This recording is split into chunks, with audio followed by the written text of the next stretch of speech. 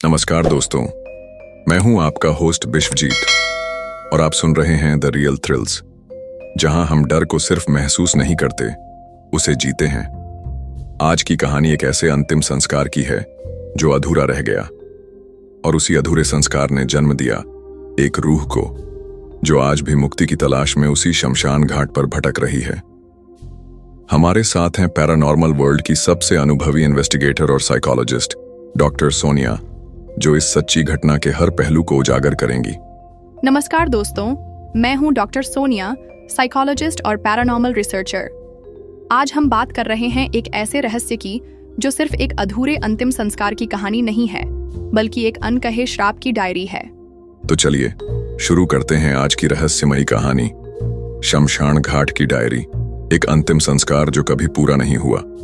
यह घटना उत्तर प्रदेश के पिलखुआ शहर की है।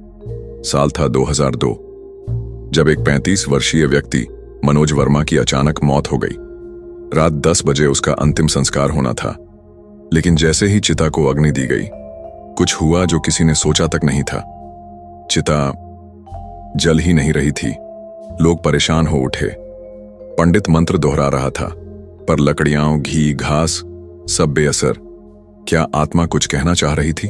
और फिर मिला मनोज का बैग, जिसमें थी एक डायरी, और उस डायरी में लिखा था एक और भी डरावना सच। मनोज वर्मा एक सामान्य व्यक्ति नहीं था। उसकी डायरी से हमें यह पता चला कि वो अक्सर शमशान घाट पर तंत्र साधना करता था। उसने आत्माओं से बात करना सीखा था और बाद में उन्हें अपने फायदे के लिए इस्तेमाल भी करने लगा। लेकिन तंत्र की दुनिया में जो देता है वही वापस लेता भी है। मुझे पूरा विश्वास है कि वही आत्माएं जो उसने परेशान की थीं, उन्हीं में से किसी ने उसे समाप्त किया। क्या यह संभव है कि आत्मा खुद अपनी मुक्ति को रोक रही थी, या फिर कोई अन्य आत्मा बदले के लिए आई थी? सोनिया खुद उस शमशान घाट पर गई थी और उन्होंने महसूस की ऐसी ताकतें जिनका कोई वैज्ञानिक जवाब नहीं।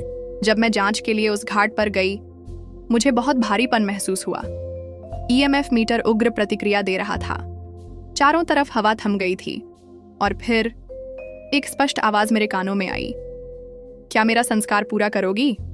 आखिरकार 7 दिन की विशेष पूजा और शुद्धिकरण के बाद मनोज का दोबारा अंतिम संस्कार किया गया, और तब जाकर चिता ने अग्नि स्वीकार की। लेकिन उस रात भी घाट पर किसी ने कहा, अब भी कुछ बाकी है। बस ऊर्जा बदल गई थी। हमारे समाज में ऐसे अनुभवों को अक्सर भ्रम कहा जाता है, परंतु सच ये है कि आत्माएं सिर्फ डराने नहीं आती, वो अपना अधूरा काम पूरा करवाना चाहती हैं। अगर आप कभी किसी अधूरी आत्मा को महसूस करें तो डरिए मत, सुनिए, हो सकता है वो बस अपनी मुक्ति मांग रही हो। ये थी शमशान घाट की डायरी, एक आत्मा की अधूरी यात्रा जिसे हमने ध्यान से सुना और मुक्त किया।